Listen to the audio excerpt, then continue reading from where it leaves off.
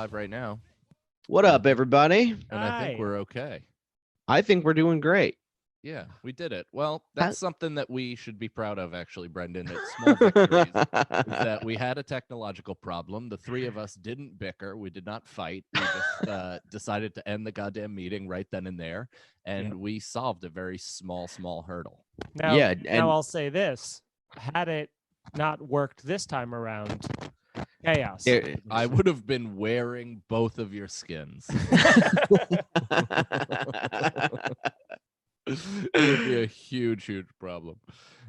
We have a bunch of questions, which is very exciting. People actually enjoyed the topic that we're going to talk about. But welcome, everybody, to an episode, a free live episode that we do for our patrons. It comes out tomorrow for the entire public, but right now it is live for our Patreon members of What's the Scenario.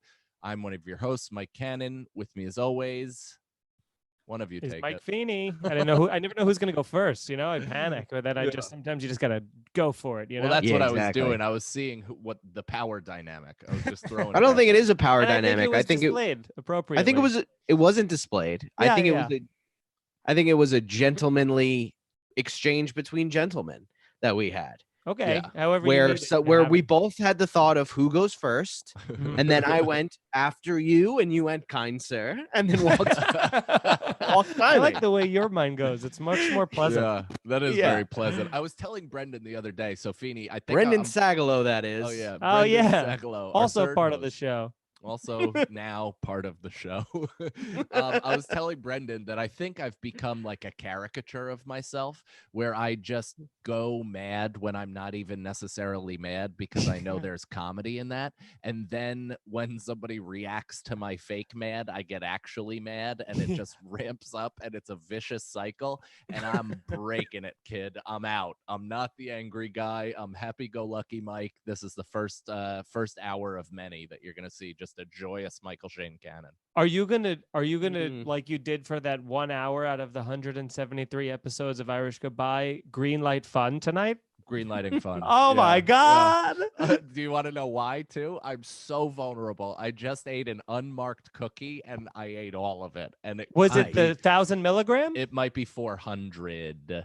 I've been smoking the same joint all day and I'm feeling loopy, dude. How was the rest of that 1,000 milligram ride? It was tough. There were some tough moments, to be perfectly honest. I haven't had to batten down the hatches like that in a while. Dude, that video I still need to find. I have it on my hard drive somewhere. Is the video which is actually a really popular like thing that people do on TikTok now, which is like 1 hour after eating an edible, 2 hours after eating an edible. Like we can just show you looking like a pink-eyed Kermit walking down Sunset Boulevard. And it'd be like, it's about to wear off, and it's like 4 hours later. It was just escalating. And that's my overall mantra every time I'm on an edible, and it's so incorrect every time where I'm like, whew, at least this is as crazy as it's gonna get. Yeah. And I'm like, oh no, I'm 30 minutes. Do you remember we went to this comedy store? Yeah. And then quickly all three of us were like, nah, we gotta get out of here. We don't want to have any conversations with anybody. No, dude, I had a corner of that on the plane and I freaked out. I ate a really big piece too. I don't know why I ate that much. Wasn't I sitting next to you? I was like, I have to go puke. Excuse me. I like woke up from maybe a 5-hour nap. Dude, I was sweating. I was white. I was like, taking an edible on a plane is one of the worst ideas. No, and I've done it twice. I gotta be honest. I think I don't like edibles. We were just talking about this on Irish Goodbye, and I think just like every time I take it, it's I swallow it and then I go for the next couple hours, never letting my guard down once because I'm unsure of what's gonna happen and when. Yeah. The more I'm responsible for another person living and breathing, the less I also would like them. Yeah. But I'll tell you what, I'm fighting them to the death. I'll never stop taking them because of that. I have that just like I have to beat them. I don't mind taking them in my house or like outside or anything, but on planes it was brutal, dude. Just waking up being like, how long was I out for? Where are we? I have to go puke. That was when terrible. that's when I met you at the bathroom. We were both at the bathroom, Cannon, and you were like, "You all right?" And I was like, "Can I go before you? I think I'm gonna throw up." I don't You remember remember that? that at all. And then no. you did throw Because up. it didn't happen. What a pointless lie that would be. Brendan, no, I think it definitely happened, and now he's It trying sure to. happened.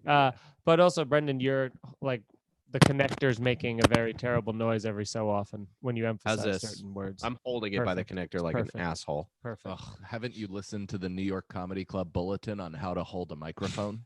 Come Come on, it's right there for everybody to see. Now, I like that we're going to go from the most inside baseball thing of all time to out to answering questions that people asked us. Yeah. Goddamn right. So typically, what's the scenario? We do hypotheticals, what ifs. We throw each other different questions, basically like you do with your pals. You're hanging around smoking pot, and you toss out any type of situation to each other, and we bat it around. It's kind of a comedy obstacle course. We have a good time. Typically, we do not do themes, but for our live episodes, we've been taking a one subject theme. We've been putting it up to our patrons, and then they give us a few questions for us to answer on the show. You ready, boys? Today's theme is love. LOVETOYOU. I picture you'll never find just throughout this whole podcast someone who loves you. Let's also be clear that it was Brendan's idea. Yes. The love. Yeah, love is a very. I'm curious to see what people came up with, because it's like you guys were worried about a deep episode, and Brendan's like, how about love? That definitionless feeling that everybody is constantly seeking for Who their knows if entire it's lives. real? Yeah. All right. So first question is from Troyer. Would you rather never be able to do anything sexual with someone until you find the woman of your dreams and you're happily married at 45? Okay, that's specific. So a 45-year-old virgin. 45. Yeah. Or never be able to settle with a girl, but you have amazing game with hot idiots / crazies for your whole life. Yeah, I mean, obviously the second one. I mean, as somebody who has amazing game with lunatics and crazy. You don't like those chicks sniffing around, Brendan? That's not fulfilling. No, I would much rather be in a happy relationship. Well, here's the thing, though. Both Feeney and I would currently be single, and we would have never had a girlfriend until now. So we would be in desolate loneliness, especially during fucking quarantine, and we'd have 10 more years to go. So it's either total loneliness for the next decade. But is it lonely? You can just fill the holes as much as you need to, by having them stay over, or But no, you don't. I don't know, man. You're not with anybody, and you can't you don't find. You can't have a kid, really. No, unless they're really young. Nope, Are you a virgin? Done. What was Are you a virgin for that long? Is it no contact with anybody? Brendan, your mic's doing the thing where it sounds terrible. Dude, I mean, the absolute vitriol in Feeney's voice it's so potent. It's just why don't you hear it? You hear it. just Of course don't I hear hear it, and it kills my but soul. why wouldn't you want to say something to him so it doesn't keep happening? I'm hoping. Is it doing it now? I'm literally wishing it goes away. Is it doing it now? That's what I do for the first 3 seconds. Then after that, I'm like, it's all unusable. Everything he said, then we're cutting out his whole track.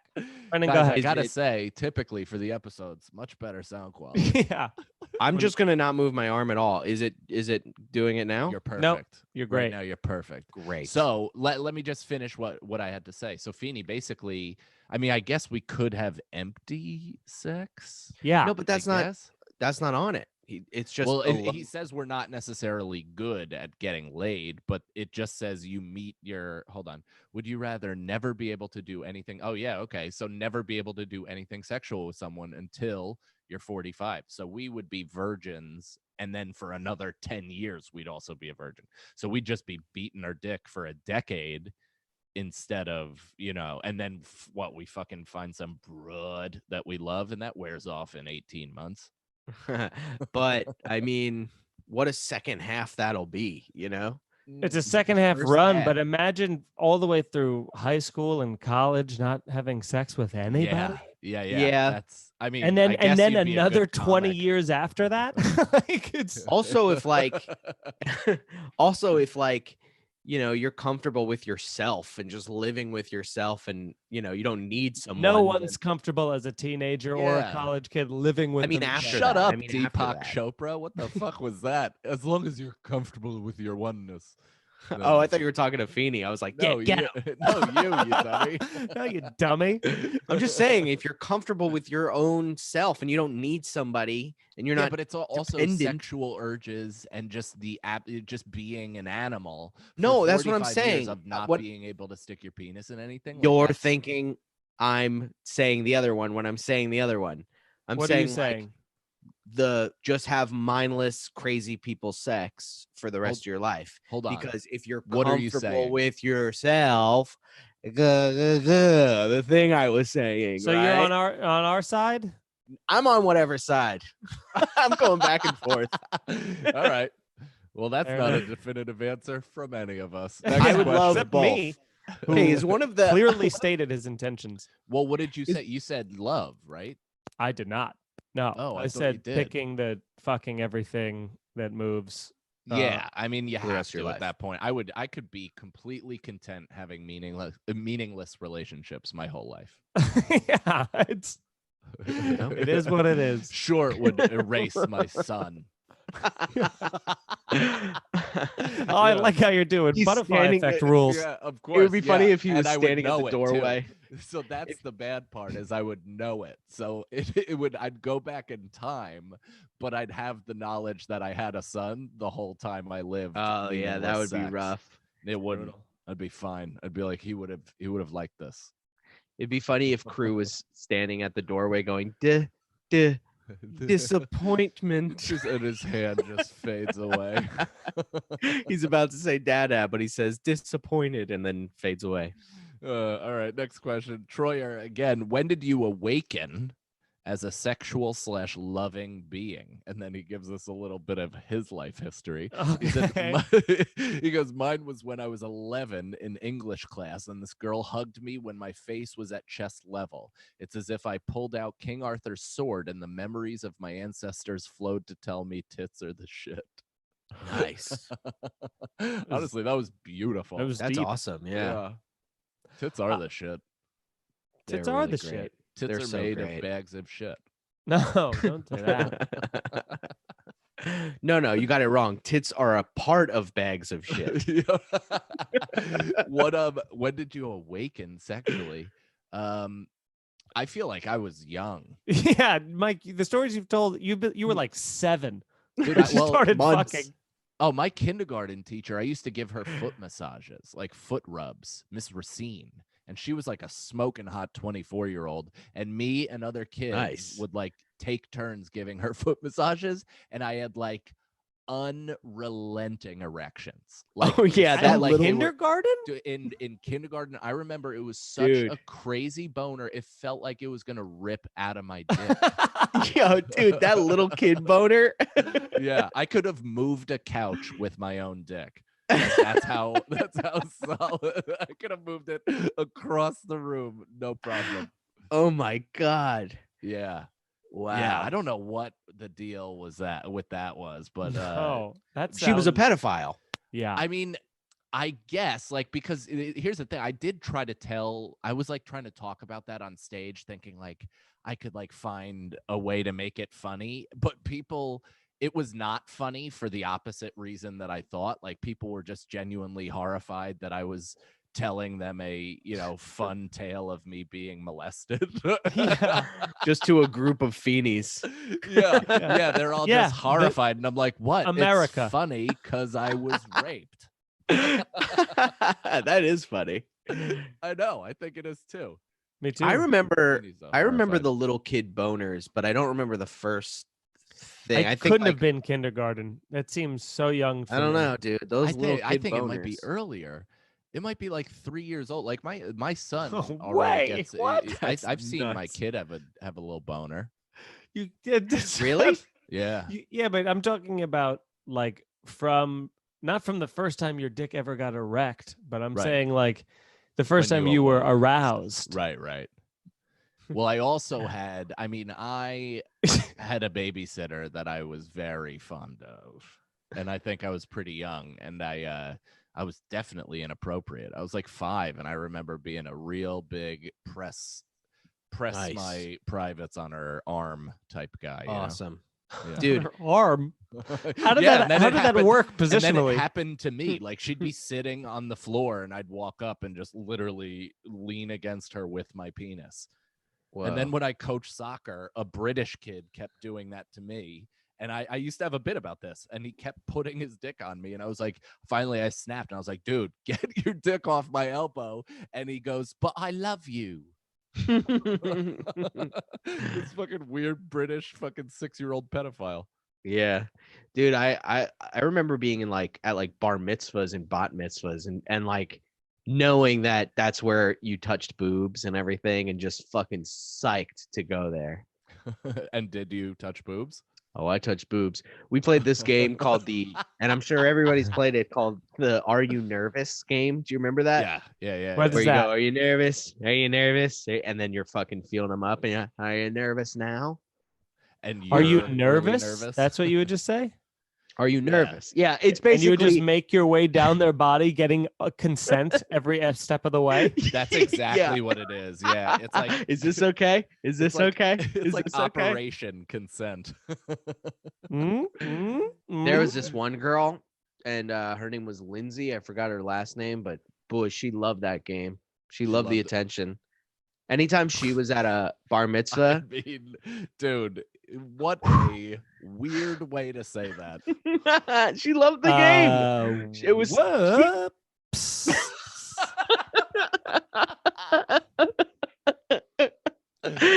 She just loved the attention. She that loved the game. She gave loved the her attention. little- I know. I sound like a guy who drives a Lamborghini. No, do no, not. you very much do You not. sound like you I sound drive like a Duster rich, past wealthy the guy. middle school. Yeah, you seem like you have a fucking off purple van. Yeah, you have a fucking Datsun that you whiz around the elementary school at 2 p.m. every day. Anyway, so that was the first time I remember feeling good. That was not the question.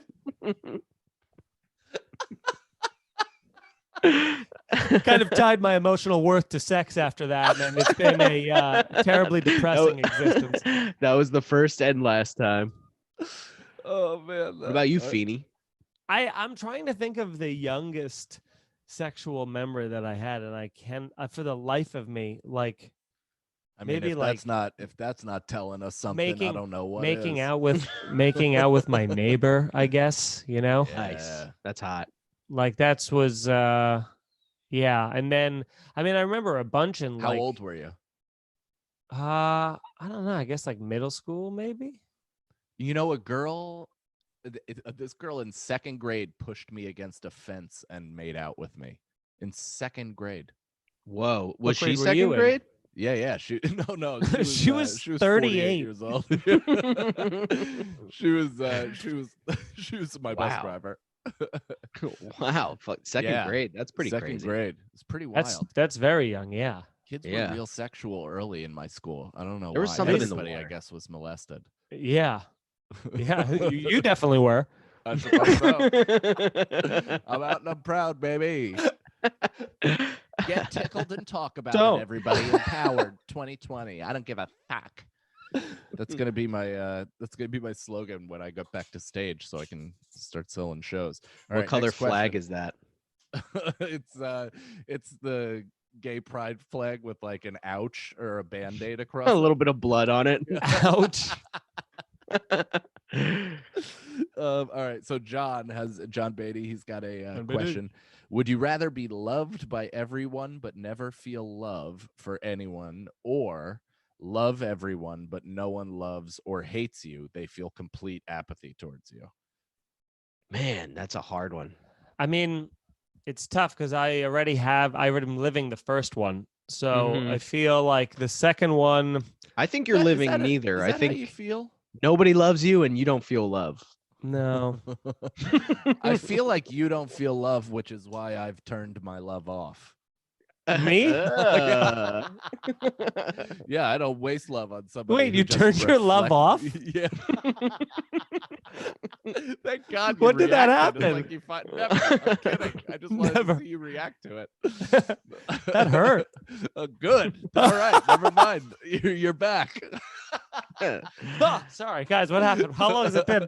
That's so funny. Why am I inside? What was the question? Oh, Would you yeah. I mean, rather- I think definitely the first one. I could not possibly stand apathy. Like if people looked at me and just did not have a feeling either way, I would definitely feel very awful every Love day. me or hate me, but I ain't gonna be fucking vanilla milk. If you just like kind of let go of ego about it, though, you know, if you're just like Shut up! What are you doing?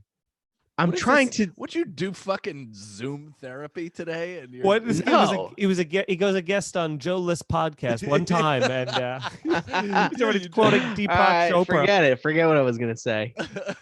Live your fucking dreams. Whimsical, get us. Yeah, go. I was gonna say, if you just don't care about other people's love and you would rather feel it, then the second one's better, because you're like, I don't care if anybody loves me, but I want to feel love.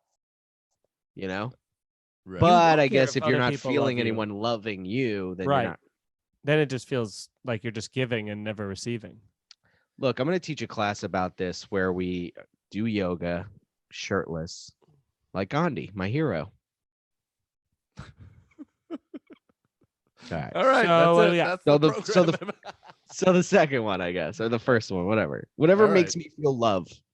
Yeah, I mean, you definitely could not handle ambivalence. If people just completely gave you nothing, like Feeney and I just did, you see how you erode quickly. I do spiral. You erode. Erode Yeah. is a great word for that. I erode.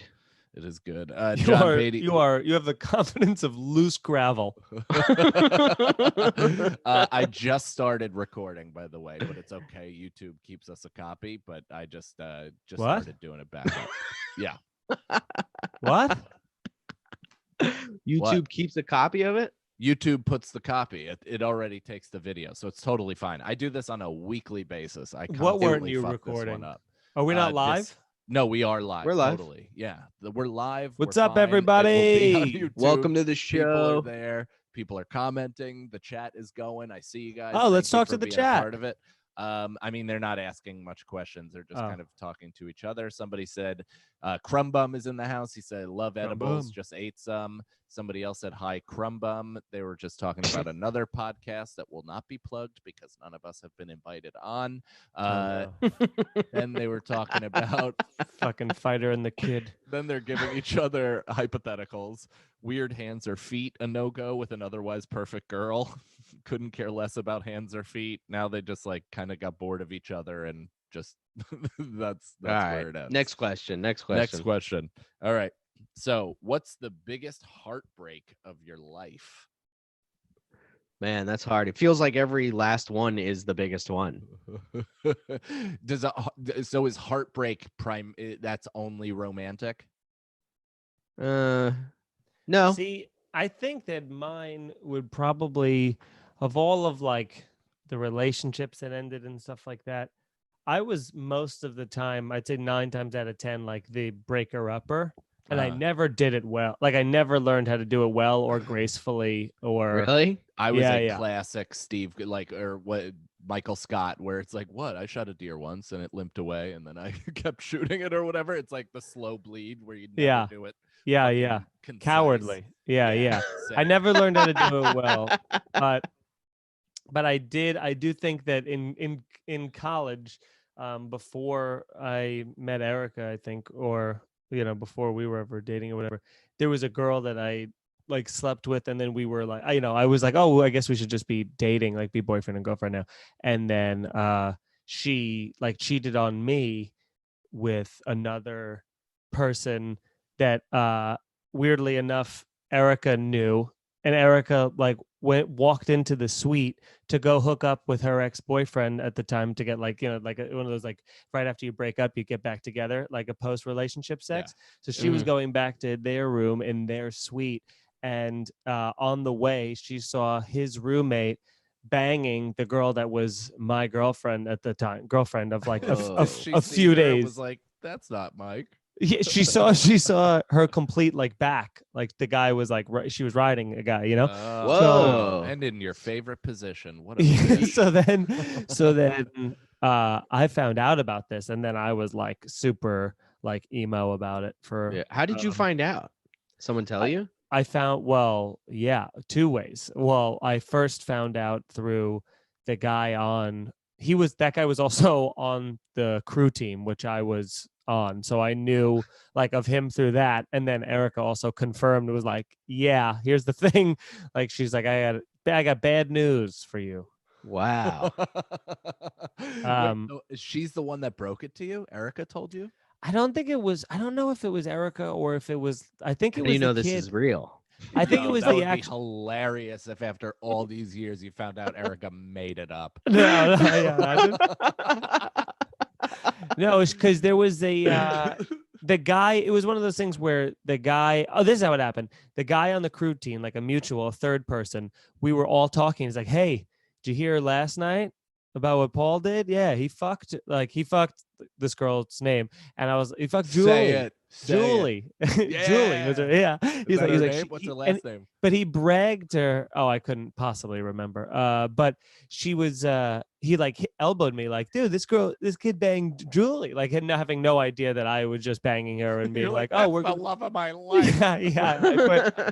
I got way too upset about it. I remember playing like angrier music in my dorm for the whole day, and then at one point my roommates being like, hey dude, like, are you all right? They're like, and I'm like, why? And they're like, because you've been like brooding over there for quite some time. Like I was just like, there's just a mound of teeth. You're just sawdust teeth. I was so mad. And then I've had some really like small school. I wonder if that's your most brokenhearted or if that's just the worst you've taken a breakup. You know what I mean? Like those are two different things almost. Because I think I took breakups really melodramatically in college also, where I'd be fucking listening to like David Gray for 3 days, you know. And you walked on by, you could see from my face that I still do that, dude. I'm fucking I listen to sad music. No, I listen to sad music. I'm saying not David Gray. That was more or less my move in college. But one of my best friends growing up it was a time where he broke up with his girlfriend and they had a bad breakup and they were like terrible. They always fought, so it was like coming, but he still like took it so dramatically, and he was just driving down the highway blasting Separate Ways by Journey with like the windows open and crying. like cry speeding. You're just like imagine getting pulled over. Someday, like, sir, love you will stoned? find you. No, I'm fucking crying. So funny. I still tease him about that, and he hates it. That's really funny, dude. Those college breakups are like, that's rough. That's when you start doing that because you're like, my personality is this now. Yeah, I mean, I did a long distance thing in college where even when I was still going to junior college, my girlfriend at the time was in high school, my freshman year of college. We kind of broke up. We were off and on, whatever. And then sophomore year, we were like gonna try to stay together. She went to Syracuse and I stayed at Rockland. It was like this whole fucking shit show, dude. And then it even like lingered into me being at Geneseo. And we got into like vicious, awful, never want to be repeated type of arguments. You know what I mean? Those fucking like screaming matches that you get in with people and you're like, oh, I'm the worst kind of person. The shit that comes out of my mouth, like, oh, I just say anything, huh? I'm just a bad guy. Do you ever find yourself in an argument? Like, couple arguments are a lot of being like, like doing stuff like that. It's not just yelling. It's like, oh, okay. Oh yeah, most of it is mocking the other person for being upset. Dude, there was a time, this was like 2 years ago, me and Jess were in this like full-on argument outside of a bar, and we're just screaming at each other, and she did something where she she said something, and I I said it back to her, like mocking her, and I went like that, and we both just started laughing, and then we went back into the argument. It was one of the best feelings. Yeah, was just like getting a laugh in that moment is you know it's good comedy. Yeah. Oh, that was a fun question. That was fun. All right, you want to do the next one? Yeah. All right. This is John again. To the mics. How did you propose to your wives? To the unwed sneaky raccoon. Oh, to the unwed sneaky dumpster rat. How will you? How will you propose when you find that special fella? Oh, that's so funny. Yeah. How did you propose? He's so funny because he's such like a prolific kind of question asker or whatever. Yeah. But now he feels comfortable. Shit like that where you're like, oh, you're mean also. You're evil too. Yeah, he gets in the spirit. I feel like people just really get in the spirit of what we do, and they you know, they just wear it around for a We're creating while. an army, fellas. Yeah, we sure are. Hell yeah. Feeney, how did you propose? I probably know this story, but I don't remember. It was a pretty it was a good proposal, but not for a great story. It just kind of sounds whatever. But we were so my dad or my stepmom won a raffle, and the raffle was this villa in Cabo San Lucas, Mexico. It was like 4 bedrooms to go for like a full week or something like crazy like that. Sick. Yeah. So we were like, so she was like, we're going to go. And then if you two want to go, and then it could be my stepsister, her husband, and their 2 kids. And I was like, okay, this will be a great place to propose. But it was like, every time the kids were like screaming, running down the hall because they were they were like infant age. So it was like this screaming up at 6 a.m., like running down the halls. And it's all like tile, like that Spanish tile. So everything is just pinging and echoing right under feet. Yeah, right under our doors, just like into our ears, But so then we ended up going to the beach. Was very nice. That was attached to the resort. And we went all the way down, like this long walk down the beach. And then there was this little like alcove where it was like of rocks where water would come in. I kind of scoped it out a little bit earlier. And I had my dad bring the ring down because I didn't want anybody else to know. And my dad fucking didn't tell anybody, like not even my stepmom. Whoa. She was a little pissed about. But so that's a good father. Yeah. So just in case, I was like, in case I go through security and I get pulled over, they like take it out. They're like, what's this? And then dude, it was actually like a weirdly perfect timing where it was sunset, but then she was writing on like the wet sand. She was just doing like a swastika. Yeah, as we're one to do. It's really corny, dude. It sounds like a movie, but she wrote Mike, and she was doing the Mike Hart, Erica kind of a thing. And then that's when she had her back turned is when I fucking sucker punched her. No, so that's when you pushed her into tiger uppercut. Yeah, I pulled her shirt over her head and just started fucking just laced up her ribs. Yeah, then when I took her shirt back on, I was like, no, so I did the one knee thing, which felt so uncomfortable, and so that was the weirdest part, is being on the knee. And then really, did the wave hit your butt? What? Did like a wave hit your butt? No, I was facing the water. She had her back to it, and her first reaction was, "What the fuck?"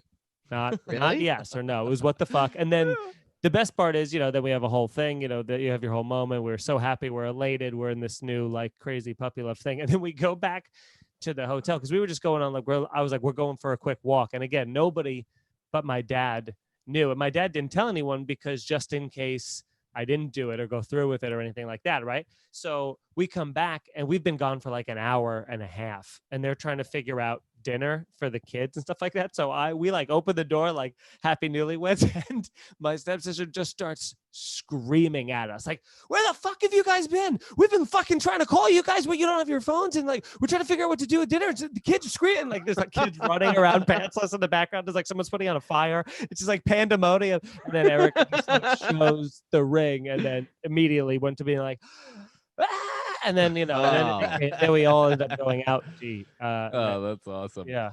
And then That's I a great story. That's a great story. So romantic. It was more romantic than I intended it to be, but it was perfect timing to be like, it was great. We got to go to Cabo. So, but yeah, no, it was great.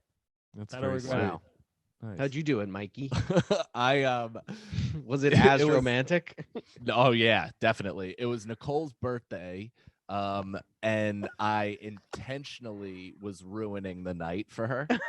So it's so ridiculous, dude. I don't know what my problem is, but I literally brought her to the Irish Exit to watch me do that show.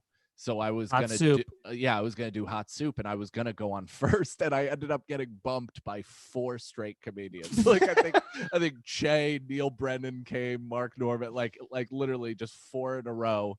And Neil actually was gonna go up, and then I asked him, I'm like, hey man, I'm gonna propose to my chick tonight. Can I please just go up before you? And he's like, oh yeah, totally. And so I went up.